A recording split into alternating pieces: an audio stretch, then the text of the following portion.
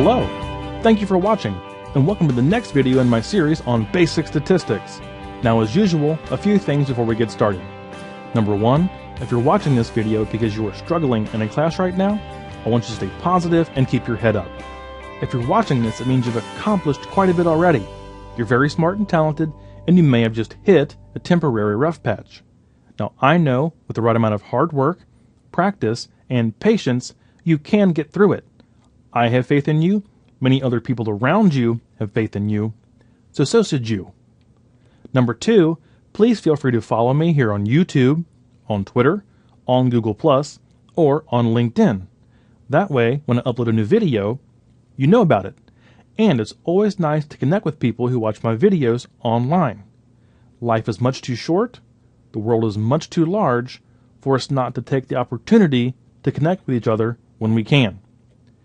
Number three, if you like the video, please give it a thumbs up. Share it with classmates or colleagues or put it on a playlist, because that does encourage me to keep making them for you. On the flip side, if you think there is something I can do better, please leave a constructive comment below the video, and I will try to take those ideas into account when I make new ones for you. And finally, just keep in mind that these videos are meant for individuals who are relatively new to stats. So I'm just going over basic concepts, and I will be doing so in a very slow, deliberate manner. Not only do I want you to know what's going on, but also why and how to apply it. So, all that being said, let's go ahead and get started. So this video is the next in our series on hypothesis testing. Now, in the videos leading up to this one, I talked about the fact that there are really two types of single sample hypothesis tests. In the first type, we know or are given sigma, which is the population standard deviation. In the second type, we do not know sigma. It's not given to us, and therefore we have to estimate it using our sample standard deviation. Now, we're going to be using two different tests in two different distributions for each case. When we know sigma, we use the z distribution, and we do single sample z tests. When we do not know sigma, we use the t distribution and conduct single sample t tests. So this video is really about the second type, because I covered the z distribution and z tests in the previous videos leading up to this one. So I'm going to divide this video into two parts. In the first part, we'll talk about the conceptual background of the single sample t-test, and we will examine that in a compare and contrast fashion with the z-test we used in the previous video. In part two, we will actually work two problems, sort of two real-world problems, where we will set up and conduct single sample t-tests and then make some conclusions based on our results. So let's go ahead and get started on part one. Now, I mentioned all this in the previous video, but it's worth going over again.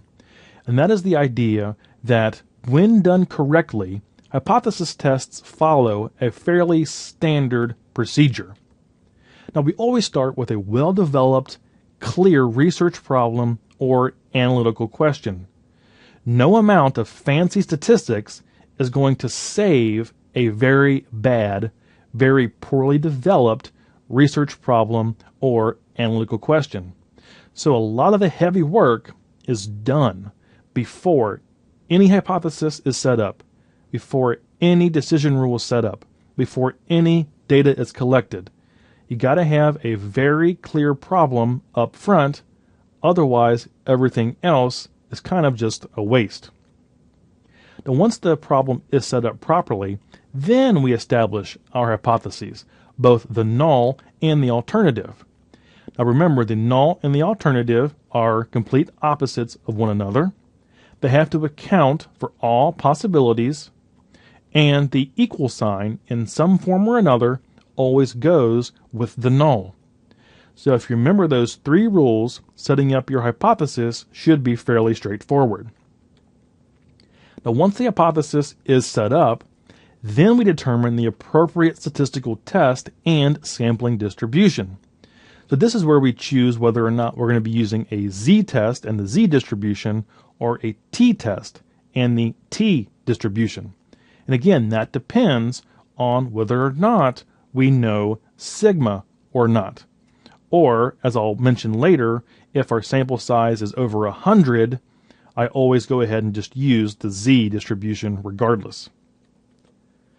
Then we choose our type 1 error rate. So remember, this is alpha.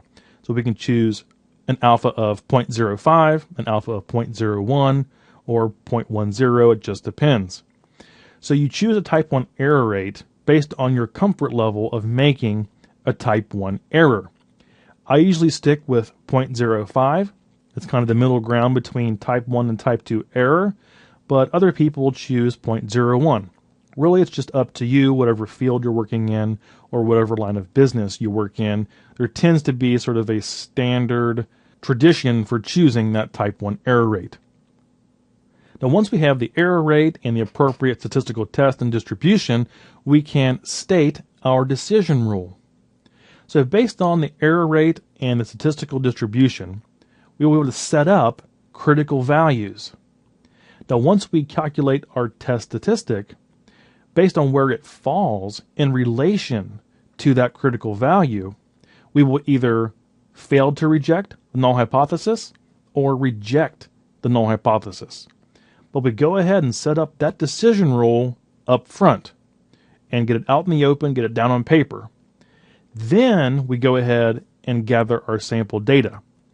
But we always do step 6, gathering the sample data, after steps 1 through 5. So we do not want to go out and gather sample data first, because sometimes we tend to massage the problem to match the data we think we obtained. So we always set up our problem first, our hypothesis, our tests, and everything up front. Then we go out and gather our data. Once we have our data, we calculate our test statistics. So we will have a t-test statistic or a z-test statistic. And then we will compare that to our decision rule. So where does our test statistic fall in relation to our non-rejection region or rejection region, which is the same way of saying where it falls in relation to our critical values. So based on that, we can refer to our decision rule and then state our statistical decision based on this very sound, very logical process. Now, once we have our conclusion, we can go ahead and make our decisions or our inferences in real life based on that conclusion. So it's a finding we can put in a journal article, or it may be a finding we can take to our boss at work and make some sort of policy recommendation based on this conclusion. But we only do that once we are sure steps 1 through 8 have been followed properly and our conclusion is sound. Now remember, as I said before, there are really 2 types of single sample hypothesis test, where we know sigma or where we do not. So as with the confidence intervals, there are 2 types: when the population standard deviation sigma is known or given, and when it's not. And therefore we have to estimate it using the sample standard deviation.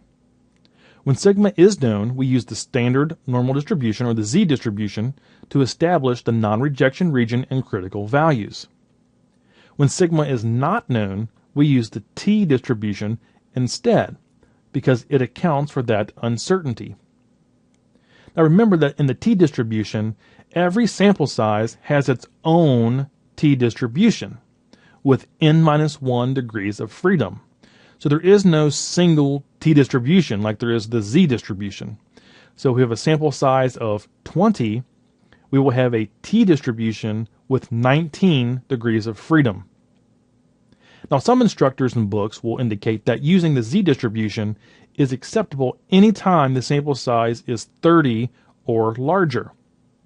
Now, I prefer to use the t-distribution anytime sigma is unknown and the sample size is under 100. Now, if the sample size is greater than 100, regardless, I always use the z-distribution. And this is a more conservative approach. So I tend to use the t-distribution anytime sigma is unknown and the sample size is under 100. If it's over 100, I always use the z-distribution and the z-test. Now, it's always good to check the sample data for normality. Is your sample data skewed to one side or the other? Does it have extreme outliers in it? So it's always just good to do a check of your sample to make sure it fits relatively close to normality. Let's keep in mind the big picture here. What are we actually doing? What we're saying is that there is some hypothesized population mean out there that we're looking at. And then we're going to go out and collect data to see if the actual population mean matches the hypothesized population mean. So mu is the true mean of the population under analysis as it exists like out in the real world. Now mu sub 0 is the hypothesized mean of the population under analysis, or what we think it is prior to testing it against actual data. So is the true mean the same as the hypothesized mean for this population?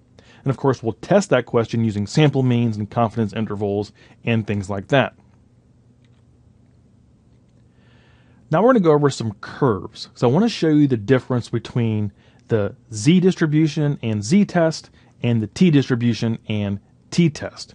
And we'll do it using different alpha levels because I want you to see the relationship really between three things. What happens to our critical value when we change the alpha level? What happens to the critical values when we change from the z-distribution to the t-distribution? And finally, what happens when we change both? So let's go ahead and take a look at a few curves. Now, the first one we'll look at is the two-tailed z-test that we looked at in the previous video.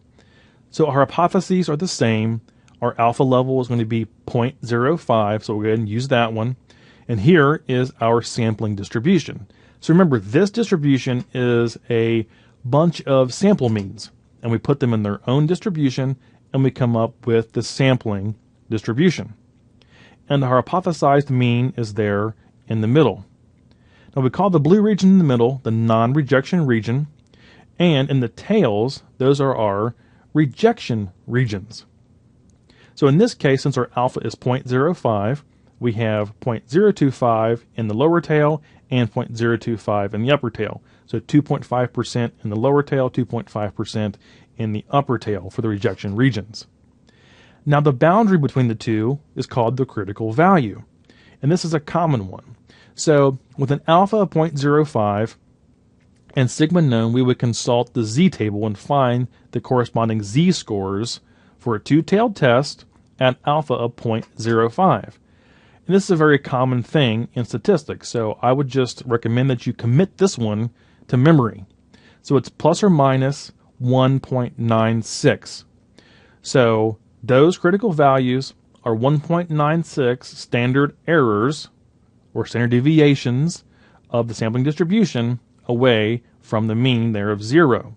So plus or minus 1.96 using alpha of 0.05 for the z-test. So let's go ahead and look at the t-distribution. So this is going to be a two-tailed t-test rejection region. I'm going to choose a sample size of 20 because remember, every t-distribution is unique. It depends on the sample size and therefore the degrees of freedom. So we have our same hypothesis, the same alpha level. So the curve looks pretty much the same. We have our hypothesized mean there in the middle, our non-rejection region in the blue, our rejection regions on the end, sort of in the brown color. We have 2.5% in the lower tail and 2.5% in the upper tail. And of course, we have critical values that separate the two regions. Now, what do you think is going to happen to the number of the critical value now that we're using the t-test? Will it stay the same? Will it move inward? Will it move outward? Well, what we can do is we can look this up in the t-table, and I'll show you how to do that here in a minute. So with the alpha of 0.05 and degrees of freedom of 19, we'll locate the critical values in the t-table. And when we do that, we come up with a t of plus or minus 2.093. Now remember, in the previous slide, what was the z critical values for the same 95% region? Well, it was plus or minus 1.96. So what happened to the critical values? They moved outward. Now, why is that? The blue region is still 95%. But why do they move outward? Well, that's because we're using the t-distribution. Remember, the t-distribution, depending on sample size, of course, but in general, it has a little bit less probability in the middle, a little bit more in the tails. So if you can think of putting your hand on the top of this distribution and pushing downward, so you kind of push down and it squishes out on the ends, it takes our critical values with it. Now, looking up t-tables in the book. So let's look up the t-table when we do not know sigma and we have the sample size of 20. So we have degrees of freedom of 19 and alpha of 0.05. So here's a typical t-table located in the front or back of your stats book, and we're going to look up the t-statistics we had in the previous slide. So the first thing we do is we find the column in this case that says 0.05 two tails. So you can see that in the bottom of that box because we had a two-tailed test with an alpha of 0.05. Then we'll find our degrees of freedom. So in this case, it's 19. Then we look where those intersect, and you'll see we have a value of 2.093. So that's where our t values of plus or minus 2.093 actually came from.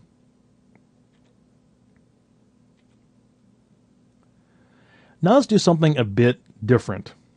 So we're going to look at the z-test again, but now we're changing the alpha level. So now we're going from an alpha of 0.05 to an alpha of 0.10 in this slide. So the regions on the ends, the rejection regions, are now 5% each, so 0.05.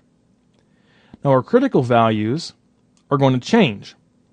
Are they going to go inward or are they going to go outward? Well, you can probably tell just by looking at this curve that the critical values moved inward. So we can look that up in the z-table, again, in our stats book. So the z is now plus or minus 1.645. Well, why is that? Now we don't have 95% probability in the blue. We only have 90% in the blue region. Therefore, our critical values have to move inward because we literally have less area in that blue region. So it kind of pulls our critical values inward.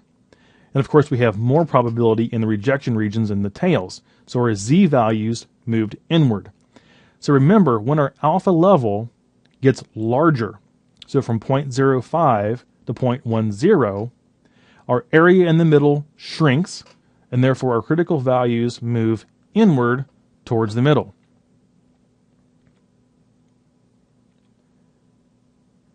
Now let's do the same thing. So same hypothesis, same alpha of 0.10, but this time we're going to use the t-test with the same sample size of 20. So 5% in each tail. Now our critical values, what do you think is going to happen as compared to the last slide? Well, they're going to move outward. So remember, in the last slide, it was plus or minus 1.645 for the z distribution. But now its t is plus or minus 1.729, so a bit further outward. And actually about that much further outward. And why is that? Again, it's because we're using the t distribution instead of the z distribution. We have a little bit more probability in the tails. So we kind of push down on the curve, it pushes it out on the ends, and it takes the critical values along with it, again, just ever so slightly, but it is an important amount. So just some general t-distribution patterns. A smaller sample size means more sampling error. Now this sampling error, due to a small sample size, means a higher probability of extreme sample means. And this should sort of make sense, remember?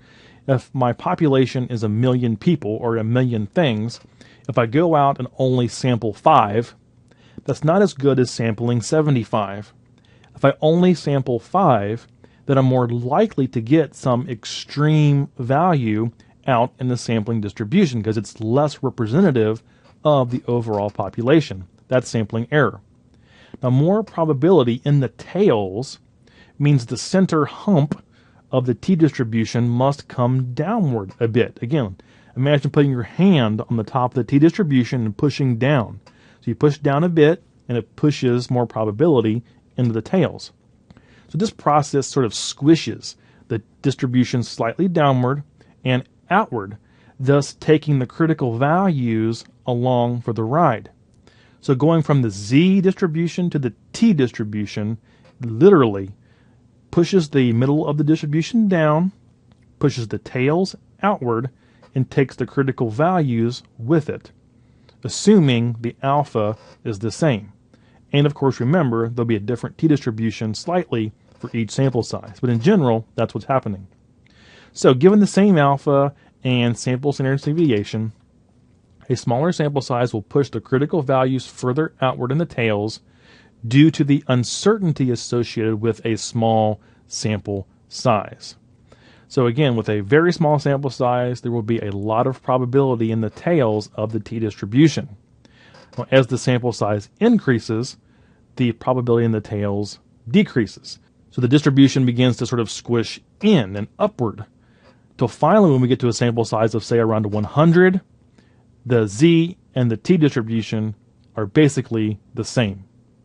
So that's why I use the T distribution anytime it's under 100, because once you reach 100, they are basically indistinguishable. So let's talk about the t-test, and then we'll wrap up part 1.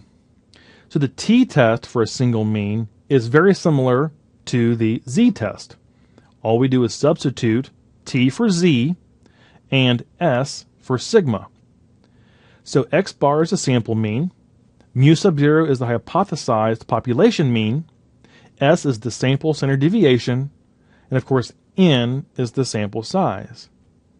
Now remember that this denominator is a very special thing. It is the standard error of the mean, which is the standard deviation of the sampling distribution. Basically, it's the standard deviation of the curves we just spent 10 minutes looking at. Now, it could be written like this. So you might see it as S sub x bar. But these mean the same thing. The one on the left is just sort of the expanded version of the one there on the right. So what we're asking is this t-test value in the non-rejection region or in the rejection region based on a t-distribution with n-1 degrees of freedom?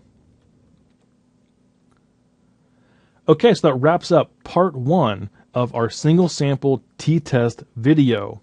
So remember, this was just about the conceptual background, and I want you to really get in your mind a couple of things. How does alpha change the critical values in a distribution? So all else being equal, a larger alpha will bring the critical values inward because there's less area in the middle, say 90%. If the alpha goes to 0.05, then there's 95% probability in the middle. If it goes down further, then there's 99% probability in the middle. So to account for those increasing areas in the middle of the distribution, the critical values have to go outward. So you always keep that in mind. Also keep in mind how the distribution is different between the z-test and the t-test.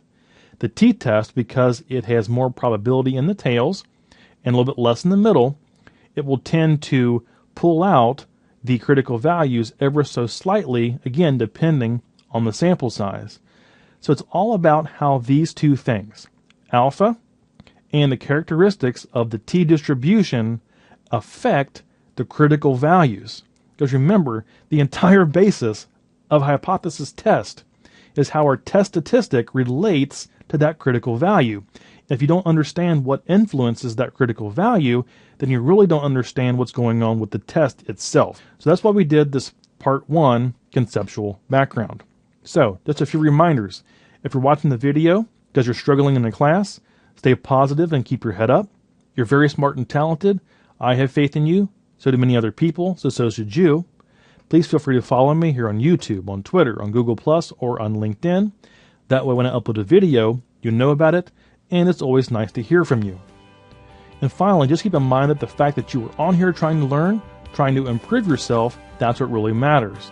I firmly believe that if you have the right learning process in place, the results will take care of themselves.